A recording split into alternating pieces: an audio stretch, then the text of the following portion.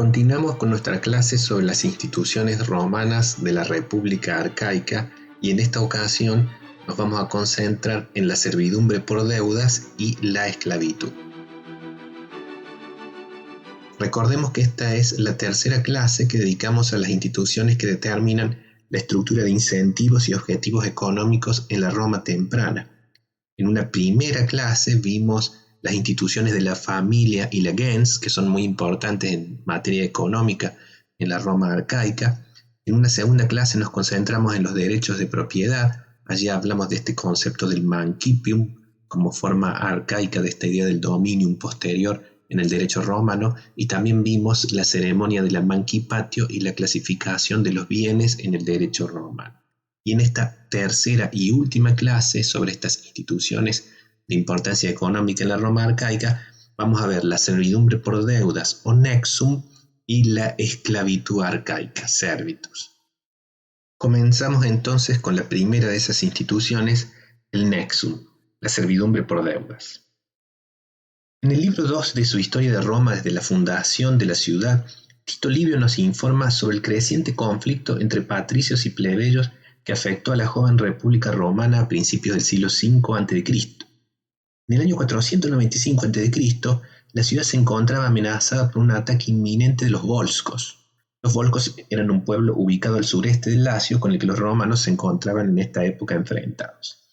Livio nos dice que los plebeyos eran reacios a colaborar en el esfuerzo militar que se requería para la defensa porque los afectaba severamente el problema de las deudas, es decir, el nexum. El malestar de los plebeyos ante esta situación fue expresado en el foro por un veterano que se presentó ante el pueblo en un estado lamentable. Estaba vestido en harapos y sumamente delgado. Su desgracia se había originado cuando durante la guerra contra los sabinos sus tierras habían sido devastadas, lo que había resultado en la pérdida de la cosecha y de sus animales. Para poder pagar sus impuestos, el veterano había tenido entonces que pedir un préstamo, que al incrementarse por el interés ya no había podido pagar. Por ello había perdido primero la granja familiar y luego su misma libertad, ya que su acreedor lo había arrojado a una mazmorra en la que había padecido enormemente. La historia que nos presenta Tito Livio sobre este veterano es seguramente ficticia, pero ilustra un padecimiento real y del que tenemos amplias evidencias confirmadas por otras fuentes. Se trata del nexum, es decir, la servidumbre por deudas en la Roma arcaica. El nexum era un contrato solemne por el cual un ciudadano romano como deudor comprometía su propia persona como garantía de un préstamo frente a su acreedor. Este contrato se celebraba mediante una ceremonia de venta per aes et librem muy semejante a la que nosotros vimos en la clase pasada, que se utilizaba para la transferencia de bienes en el caso de la mancipatio. El deudor y el acreedor debían presentarse en un lugar público frente a la presencia de 5 testigos. El acreedor hacía ahí entrega del préstamo, que se utilizaba generalmente la presencia de este libripens, este sexto ciudadano romano, además del acreedor y del deudor, que pesaba el dinero que se entregaba en préstamo. Y allí se pronunciaban unas fórmulas solemnes mediante las cuales el deudor reconocía su compromiso como nexum del acreedor. En caso de no cumplirse con la devolución del capital prestado y del interés acordado al cumplirse el plazo fijado, el acreedor se presentaba entonces ante el pretor para dejar constancia del hecho. A partir de ese momento regía un plazo adicional de 30 días para que el pago adeudado se hiciera efectivo. Esto estaba estipulado en la tercera tabla de las leyes de las 12 tablas. Una vez transcurrido ese periodo de gracia sin que la deuda hubiera sido saldada, el acreedor tenía derecho, sin necesidad de ninguna medida previa, de aprehender al deudor y, tras llevarlo nuevamente ante el pretor, adquiría el control sobre su persona, que se transformaba así en su addictus. Al deudor no se le permitía oponer resistencia alguna, y su único modo de defensa era encontrar a algún garante, un vindex, que pagara la deuda o se encargara de su defensa. Si no aparecía ningún vindex, el acreedor podía entonces encadenar al deudor, llevarlo a su casa detenido y mantenerlo confinado durante 60 días. El deudor debía en ese periodo mantenerse a sí mismo por sus propios medios. Si no podía hacerlo, el acreedor solo estaba obligado a proveerlo en ese lapso de tiempo de una ración mínima de 1 libra de trigo por día para su subsistencia, una ración de hambre que era menor a lo que normalmente se le asignaba a un esclavo. Durante este periodo de detención de 60 días, se proclamaba el nombre del deudor y el importe de su deuda en 3 días de mercado sucesivos, es decir, en 3 nundinae. Si nadie se ofrecía a pagar la deuda, el acreedor se presentaba entonces una vez más ante el pretor y recibía el permiso o el derecho de ejecutar al deudor o, en su defecto, de venderlo como esclavo fuera de Roma en territorio etrusco, transtiberim peregre. Si había más de un acreedor, las 12 tablas estipulaban entonces incluso que estos podían cortar al deudor en pedazos para repartírselo entre ellos en la proporción correspondiente. Para evitar llegar a esos extremos, el deudor tenía la posibilidad durante todo este periodo de llegar a un acuerdo con el acreedor, mediante el ius paciscendi, y de comprometerse por ese acuerdo a trabajar para el acreedor hasta que se considerara saldada de esta forma la deuda original. Los deudores que llegaban a un acuerdo de este tipo se denominaban nexi. Formalmente seguían siendo ciudadanos romanos y hombres libres, pero su capacidad de acción económica quedaba fuertemente restringida.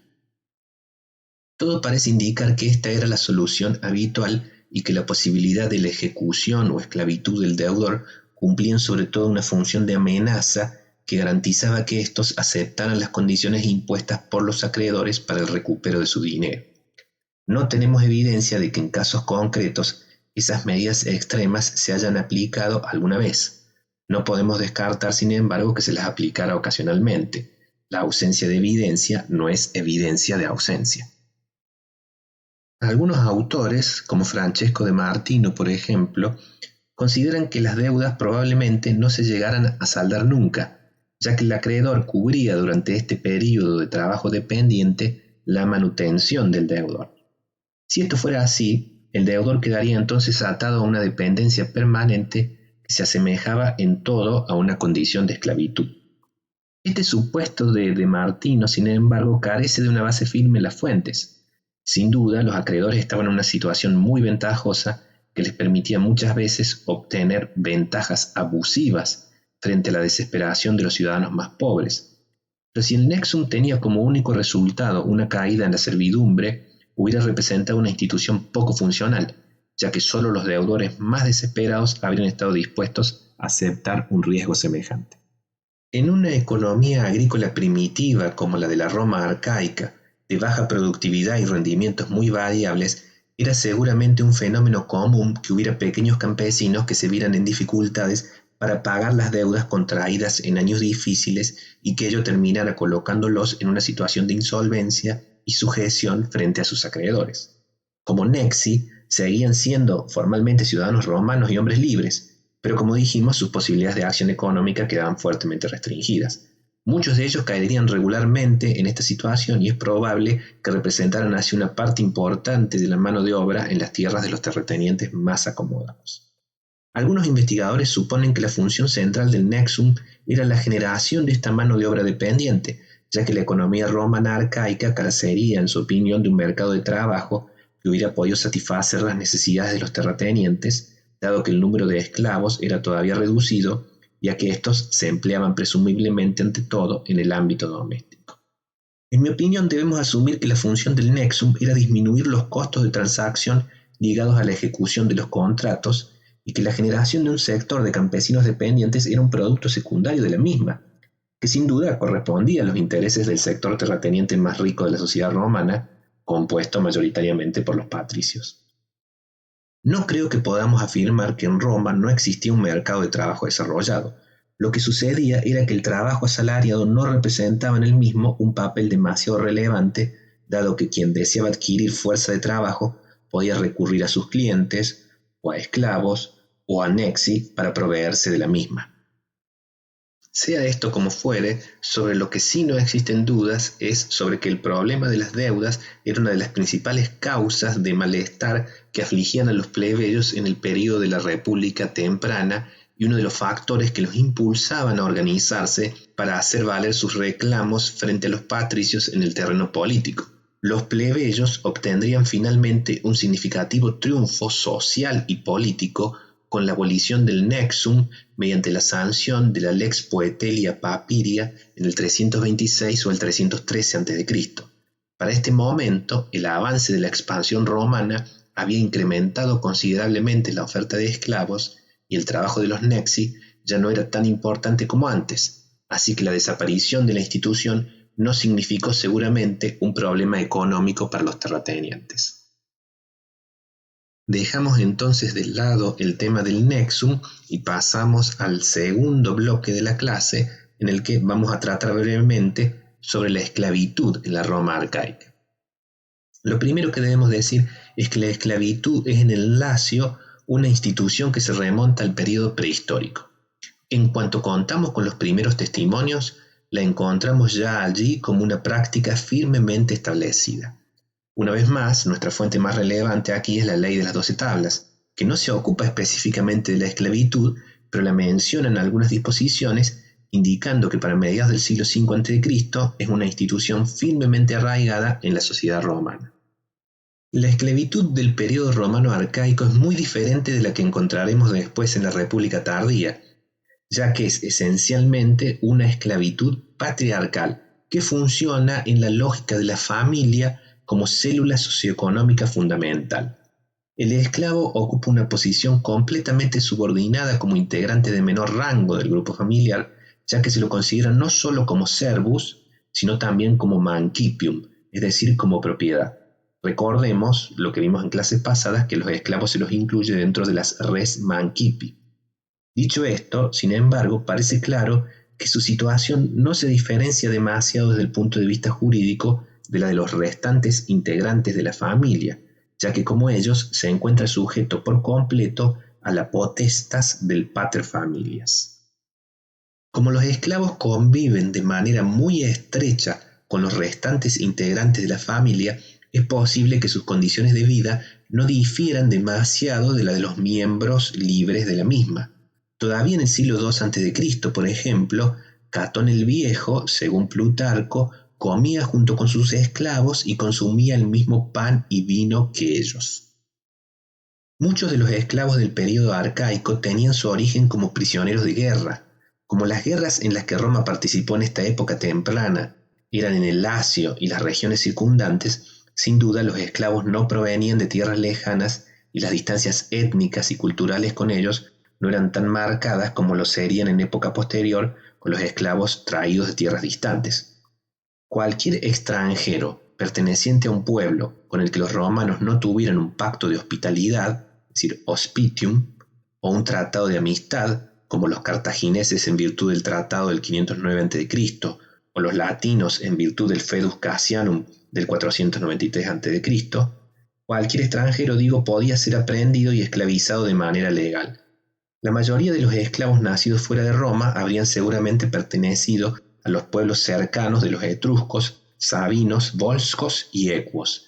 Es bastante probable, sin embargo, que la mayoría de los esclavos en el siglo V a.C. hayan nacido en Roma, ya que en esta época las guerras no fueron demasiado exitosas ni los romanos contaban con recursos para comprar esclavos en el extranjero en cantidades significativas. Otra fuente importante de esclavos eran los hijos de las esclavas en el ámbito familiar. El estatus del niño era determinado por el que tenía la madre al momento del nacimiento, sin importar cuál fuera el estatus del presunto padre, y los niños se transformaban automáticamente en parte del patrimonio del pater familias. En latín existe un término específico para designar a los esclavos nacidos en la casa de su amo, vernae. Con certeza, muchos de los esclavos así nacidos eran hijos de los hombres libres de la familia, y ello contribuye a explicar la práctica atestiguada de época muy temprana de su manumisión y la singular norma romana, muy diferente de lo que acontecía en el mundo griego, por la cual los libertos, es decir, los esclavos liberados, pasaban a adquirir la ciudadanía romana. Otra fuente de esclavos de menor importancia eran seguramente los niños expósitos, que al no ser reconocidos por sus padres, eran abandonados a su suerte y cualquiera podía tomarlos como sus esclavos. Las fuentes antiguas indican que se trataba de una práctica relativamente frecuente, utilizada como una forma de mantener el tamaño de una familia dentro de las posibilidades de sustento de la misma. La cercanía familiar de los esclavos no debe hacernos pensar, sin embargo, que su condición pudiera confundirse o asemejarse a la de los hombres libres. Los esclavos, por una parte, no tenían un nombre propio, lo que constituye una clara señal de una escasa valoración individual que parecía prácticamente negarles una identidad propia.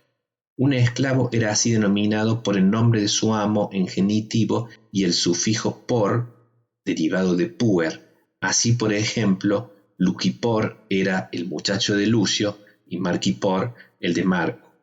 Esta práctica se complejizaría en épocas posteriores en que los amos pondrían nombres particulares a sus esclavos, seguramente a consecuencia del aumento de su número. Por otra parte, el amo podía infligir a su esclavo cualquier castigo, incluso la muerte, y no había límites legales al poder que podía ejercer sobre ellos. Cuando un esclavo cometía un daño a un tercero, no podía ser demandado, ya que solo los cives sui iuris podían ser parte de una acción legal. Los perjudicados podían, sin embargo, iniciar una demanda contra el amo del esclavo, quien tenía la opción de pagar la cantidad correspondiente de daños y perjuicios a la parte perjudicada o de transferir el esclavo para que el perjudicado hiciera con éste lo que quisiera. Un claro ejemplo de la actitud más inclusiva hacia los esclavos en esta época temprana de la historia de Roma, de lo que sería en el caso de la época clásica, lo encontramos en el diferente tratamiento de la compensación por el daño a un esclavo en la ley de las 12 tablas de mediados del siglo V a.C. y la Lex Aquilia del siglo II a.C. Mientras que la primera norma ubica la compensación por el daño a un esclavo en el contexto en comparación con el daño a las personas libres, la segunda norma, es decir, la Lex Aquilia, lo ubica en comparación con el daño causado a animales de tiro y ganado. Vemos ahí claramente cómo la asociación de la figura del esclavo había cambiado de manera radical. Podemos decir, en suma, que la Roma arcaica era una sociedad con esclavos, pero no una sociedad esclavista. Es decir, era una sociedad en la que los esclavos representaban todavía un porcentaje relativamente reducido de la población, sin duda inferior al 20%, y distaban de ser la principal fuente de fuerza de trabajo.